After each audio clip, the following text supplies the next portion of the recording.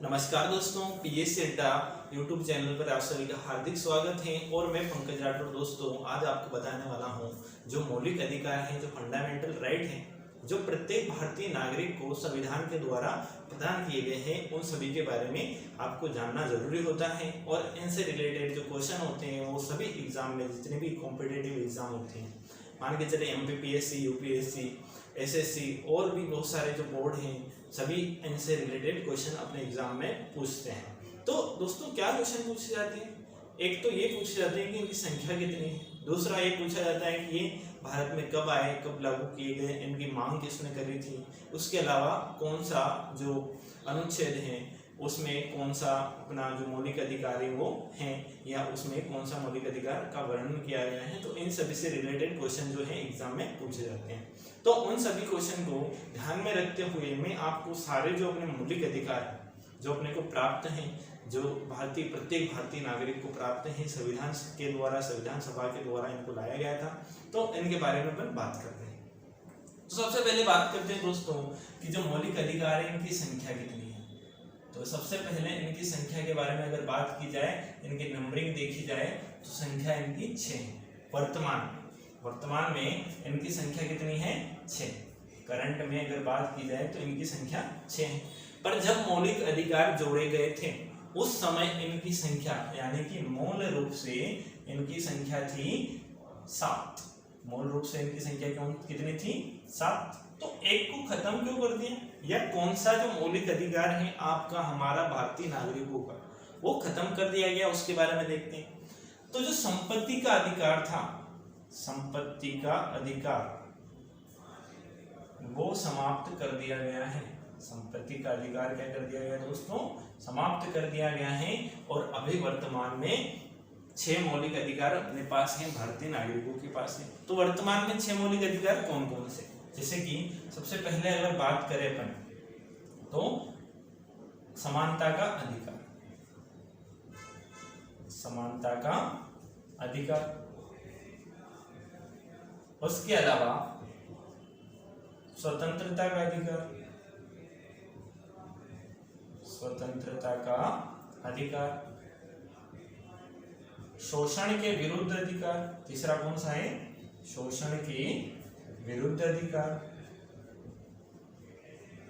इनके एक एक के बारे में दोस्तों, सारे जितने भी आर्टिकल हैं इनके, किसमें क्या वर्णित है, सभी के बारे में मैं इस वीडियो में आपको बताने वाला हूं। शोषण के विरुद्ध अधिकार।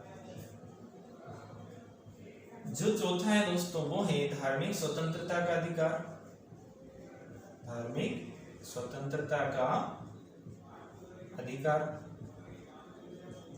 और उसके बाद आता है 5वां शिक्षा एवं संस्कृति का अधिकार, या संस्कृति एवं शिक्षा का अधिकार, शिक्षा एवं संस्कृति का अधिकार। और जो लास्ट है, अंतिम है, छठा जो मौलिक अधिकार अभी अपने को प्राप्त है, वो है संवैधानिक उपचारों का अधिकार, संवैधानिक उपचारों का अधिकार। तो ये 6 मौलिक अधिकार अभी अपने को प्राप्त है। भारतीय नागरिकों को 6 मौलिक अधिकार प्राप्त हैं। वो किस प्रकार से हैं? पहला है समानता का अधिकार, दूसरा स्वतंत्रता का अधिकार, तीसरा है शोषण के विरुद्ध अधिकार, चौथा है धार्मिक स्वतंत्रता का अधिकार, 5वां है संस्कृति एवं शिक्षा का अधिकार, और जो 6वां है वो है संवैधानिक उपचारों का अधिकार। जो 7वां अधिकार था वो था संपत्ति का अधिकार, जिसको हटा दिया गया। इसको कब हटाया गया दोस्तों? 1978 में, 1978 में 44वां संविधान संशोधन करके इसको हटा दिया गया। 44वां संविधान संशोधन करके जो मौलिक अधिकार था अपना संपत्ति का अधिकार, उसको हटा दिया गया। तो दोस्तों ये जो मौलिक अधिकार है, इसकी सबसे पहले मांग किसने करी थी? वो चीजें भी एग्जाम में पूछी जाती है कि इनकी मांग किसने करी थी, किसके द्वारा ये संविधान में लाए गए थे, किस प्रकार से लाए गए थे। जानते हैं सबसे पहले संविधान की मांग किसने करी थी। तो मांग 2 प्रकार से हो सकती है दोस्तों, एक होती है लिखित मांग और दूसरी होती है मौखिक मांग। तो लिखित मांग किसने करी थी, मौखिक मांग किसने करी थी, इस प्रकार से क्वेश्चन एग्जाम में पूछे जाते हैं। तो सबसे पहले देखते हैं अपन कि मौखिक मांग किसने करी थी। जो मौखिक मांग है वो की गई थी, मौलिक अधिकारों की जो मांग है उसमें मौखिक किसके द्वारा की गई थी? एनी बेसेंट के द्वारा। एनी बेसेंट के द्वारा। एनी बेसेंट कौन थी? कांग्रेस की प्रथम महिला अध्यक्ष, फर्स्ट लेडी अध्यक्ष कौन थी कांग्रेस की? Annie Besant. ये आयरलैंड की या आयरिश महिला थी, आयरलैंड की महिला थी। और इसके द्वारा सबसे पहले जो मौलिक अधिकार है उसकी मांग की गई थी। तो दोस्तों जो मौलिक अधिकारों की मांग की गई थी इनके द्वारा मौखिक रूप से वो 1925 में 1925 में की गई थी। इसके बाद जो मोतीलाल नेहरू हैं उन्होंने जो मौलिक अधिकार हैं उनकी सबसे पहले क्या करी थी? लिखित मांग करी थी। अगर लिखित मांग की बात की जाए तो किसने करी थी? या औपचारिक मांग भी जिसको कहा जाता है कि औपचारिक रूप से मांग किसने करी थी? तो मोतीलाल नेहरू ने करी थी। मोतीलाल नेहरू जो बड़े नेहरू के नाम से जाने जाते हैं, जवाहरलाल नेहरू के पिताजी, उन्होंने क्या करी थी कि जो मौलिक अधिकार है इनकी मांग करी थी। कब करी थी? 1928 में, 1928 में इन्होंने सर्वप्रथम लिखित मांग करी थी मौलिक अधिकारों की। जो भारतीय नागरिक हैं उनको मौलिक अधिकार मिलने चाहिए। जो अंग्रेजी गवर्नर थे उस समय, जो वायसराय थे, उनसे ये मांग की गई थी। उसके बाद जो कांग्रेस पार्टी है उसने 1930 में, 1930 में जो कराची अधिवेशन हुआ था, कराची अधिवेशन कांग्रेस का, वहां पर इस मांग के प्रस्ताव को प्रस्तावित किया था, ये प्रस्ताव रखा था। इसके बाद 1931 में महात्मा गांधी ने, या महात्मा गांधी के द्वारा इस मांग को द्वितीय गोलमेज सम्मेलन में किया गया था। या जो राउंड टेबल काउंसिल हुआ था सेकंड वाला, उसमें महात्मा गांधी इस मांग को लेकर गए थे लंदन और वहां पर उन्होंने मौलिक अधिकारों की मांग की थी। परंतु उन्होंने, जो ब्रिटिश अधिकारी थे, उन्होंने इस मांग को मानने से इनकार कर दिया था। तो उसके बाद गांधी जी और जो कांग्रेस है वो तीसरे गोलमेज सम्मेलन में भाग लेने नहीं गए। दोस्तों जो राउंड टेबल काउंसिल हुए थे ये 3 हुए थे, फर्स्ट, सेकेंड और थर्ड। फर्स्ट हुआ था 1930 में, दूसरा हुआ था 1931 में और जो तीसरा हुआ था वो हुआ था 1932 में। तो इनके बारे में भी क्वेश्चन पूछा जाता है। उसके बाद दोस्तों 1946 में 1946 में जो जवाहरलाल नेहरू हैं, जवाहरलाल नेहरू जब भारत में अंतरिम सरकार बन गई थी उस समय इस मांग को मान लिया गया था कि मौलिक अधिकार अब भारतीय नागरिकों को प्रदान किए जाएंगे। तो उन्होंने एक समिति बनाई थी, तेज बहादुर सुप्रू समिति, तेज बहादुर सुप्रू समिति। तो इस समिति ने क्या किया, यहाँ नीचे दिखाई दे रहा है। तो तेज बहादुर जो सुप्रू समिति थी उसने क्या किया कि 2 प्रकार के जो अधिकार हैं भारतीय नागरिकों के लिए बनाए। एक वे अधिकार जिनके खिलाफ अगर इनका हनन किया जाता है, अगर इनका हनन किया जाता है तो व्यक्ति कोर्ट में जा सकता है, जिनको मौलिक अधिकार कहा गया, जिनको मौलिक अधिकार कहा गया। और एक ऐसे अधिकार बनाए जिनका हनन होने पर कोर्ट में नहीं जा सकते, यानी कि सरकार आपको प्रदान करती है, इनको राज्य के नीति निर्देशक तत्व कहा गया, राज्य के नीति निर्देशक तत्व। तो ये 2 प्रकार के जो अधिकार है भारतीय नागरिकों को प्राप्त होते हैं, एक होते हैं मौलिक अधिकार और दूसरे होते हैं राज्य के नीति निर्देशक तत्व। तेज बहादुर सुप्री समिति की सिफारिश पर भारत में लागू किए गए थे और ये आर्टिकल 12 से लेकर 35 तक होते हैं और ये आर्टिकल 36 से लेकर 51 तक होते हैं। तो अभी अपन पढ़ने वाले हैं मौलिक अधिकारों के बारे में। तो मैंने आपको बता दिया कि 6 मौलिक अधिकार होते हैं। कौन कौन से होते हैं? समानता का अधिकार, स्वतंत्रता का अधिकार, शोषण के विरुद्ध अधिकार, धार्मिक स्वतंत्रता का अधिकार, शिक्षा और संस्कृति का अधिकार एवं जो लास्ट है वो है संवैधानिक उपचारों का अधिकार। तो अब एक एक के बारे में अपन पढ़ते हैं कि 12 अनुच्छेद 12 में क्या दिया गया है, 13 में क्या दिया गया है। दोस्तों ये चीजें आपके लिए इसलिए भी जाननी जरूरी होती है कि जो अपने अधिकार है कम से कम वो तो अपने को मालूम हो, उनके बारे में तो अपने को पता हो। जब आपके अधिकारों का हनन हो तो आप उनके खिलाफ क्या कर सकते हैं, किस स्थिति में आपके अधिकारों को आपसे छीना जा सकता है, सारी चीजें मैं आपसे के साथ डिस्कस करने वाला हूं। तो सबसे पहले अपन देखते हैं अब समानता का अधिकार। उससे पहले जो अनुच्छेद 12 और 13 है उसमें कुछ बेसिक इंफॉर्मेशन दी गई है मौलिक अधिकारों के बारे में, उसके बारे में देख लेते हैं। तो आर्टिकल 12 से 35 तक क्या दिए गए हैं, फंडामेंटल राइट्स दिए गए हैं, मौलिक अधिकार दिए गए हैं। अनुच्छेद 12 से लेकर 35 तक। सबसे पहले देखते हैं अपन आर्टिकल 12 के बारे में। अनुच्छेद 12, जो आर्टिकल 12 है दोस्तों उसमें राज्य की परिभाषा दी गई है। राज्य की परिभाषा किसमें दी गई है, आर्टिकल 12 में दी गई है। जो राज्य है वो किस प्रकार से होगा उसकी जो डेफिनेशन है वो किसमें दी गई है, आर्टिकल 12 में दी गई है। अब अगर देखें अपन अनुच्छेद 13, जो 13 है और जो अनुच्छेद 35 है, दोनों से एक ही कार्य होता है कि जो भारतीय संविधान है या भारतीय संसद को अधिकार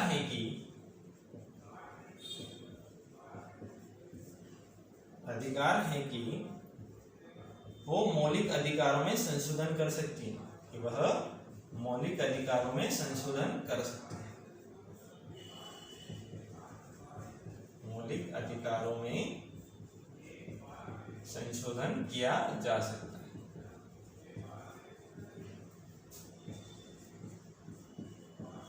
तो ये आर्टिकल 13 और आर्टिकल 35 के द्वारा डिसाइड होता है। उसके अलावा अब देखते हैं सबसे पहले समानता का अधिकार, राइट टू इक्वलिटी, समानता का अधिकार। ये आर्टिकल 14 से लेकर आर्टिकल 18 तक है, 14 से लेकर 18 तक। तो सबसे पहले देखते हैं अपन अनुच्छेद 14 के बारे में कि अनुच्छेद 14 या आर्टिकल 14 जो है वो क्या कहता है। तो दोस्तों आर्टिकल 14 में ये चीज दी गई है कि जो विधि है, जो कानून है, जो भारत का कानून है, भारत का संविधान है, उसको विधि कहते हैं। तो विधि के समक्ष सभी समान होंगे, विधि के समक्ष सभी समान हैं। यानी कि जितने भी भारतीय नागरिक हैं, जितने भी विदेशी नागरिक हैं, वो सभी कानून के सामने कैसे हैं, समान हैं, एक जैसे हैं। उनमें एक इक्वलिटी है, किसी के बीच में कोई भेदभाव नहीं है, सब स्त्री है पुरुष है सब एक जैसे हैं, किसी में कोई दिक्कत वाली बात नहीं, विधि के समक्ष सभी समान है। परंतु इसमें कुछ अपवाद है, तो ये अपवाद जानना भी जरूरी होता है क्योंकि अपवाद भी पूछे जाते हैं।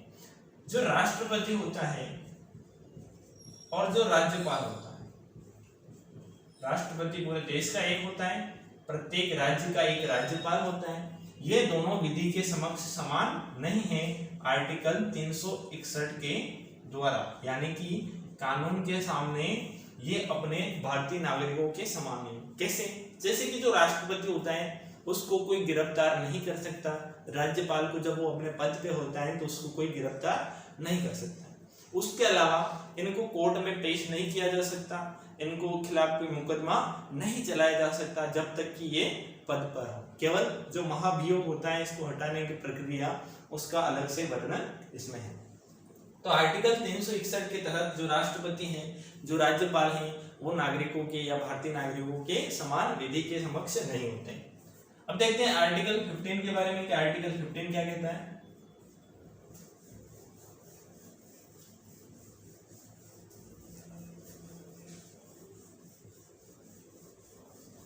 आर्टिकल 15 में दिया गया दोस्तों, आर्टिकल 15 है, आर्टिकल 15 इसमें दिया गया है कि भारतीय नागरिक या विदेशी नागरिक, उनमें नाम, जाति,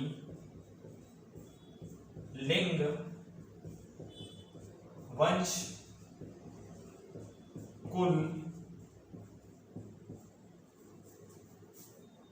वर्ण आदि के आधार पर कोई भेदभाव नहीं किया जाएगा। आदि के आधार पर किसी भी प्रकार का कोई भेदभाव नहीं किया जाएगा। इसमें धर्म भी आ जाएगा कि भेदभाव नहीं किया जाएगा। किसी भी प्रकार से किसी भी कंडीशन में नाम, जाति, लिंग, वंश, कुल, वर्ण, धर्म आदि के आधार पर भेदभाव नहीं किया जाएगा। ये किसमें दिया गया है, यानी कि भारत के सभी नागरिक एक समान है, चाहे स्त्री है, चाहे पुरुष है, चाहे ट्रांसजेंडर है, चाहे उसका नाम कुछ भी हो, चाहे उसकी जाति कुछ भी हो, चाहे उसका वर्ण कुछ भी हो, चाहे उसका वंश कुछ भी हो, चाहे उसका नाम कुछ भी हो, सारी चीजें अगर अलग अलग होने के बावजूद भी सभी कैसे हैं, एक समान है। उनमें किसी भी प्रकार का कोई भेदभाव नहीं किया जाएगा। ये आर्टिकल 15 में दिया गया है। अब देखते हैं आर्टिकल 16, आर्टिकल 16। तो दोस्तों जो आर्टिकल 16 है उसमें ये दिया गया है कि जो लोक नियोजन होता है, यानी कि जो सरकारी नौकरियां होती हैं उसमें अवसरों की समानता होगी, यानी कि सभी के लिए अवसर जैसे होंगे, समान होंगे। लोक नियोजन में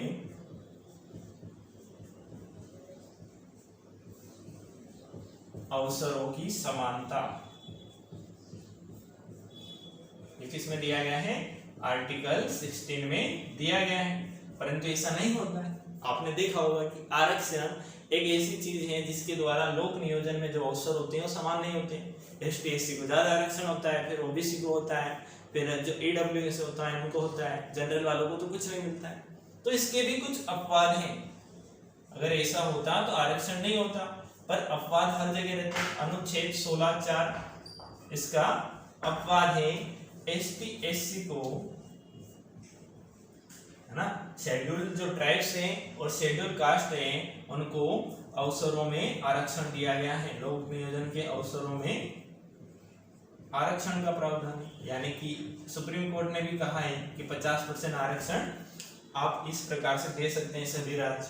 उसके अलावा भी बहुत सारे राज्य 50% से ज्यादा आरक्षण भी दे रहे हैं, जैसे गुजरात, मध्य प्रदेश और राजस्थान की अगर बात की जाए, हरियाणा की, तो यहाँ पर 50% से ज्यादा आरक्षण दिया गया है, जो कि 16(4) के अंतर्गत दिया जाता है। आर्टिकल 17 आर्टिकल 70 में दिया गया है अस्पृश्यता का अंत हो। अस्पृश्यता का अंत, यानी कि जो छुआछूत है उसका अंत हो गया है।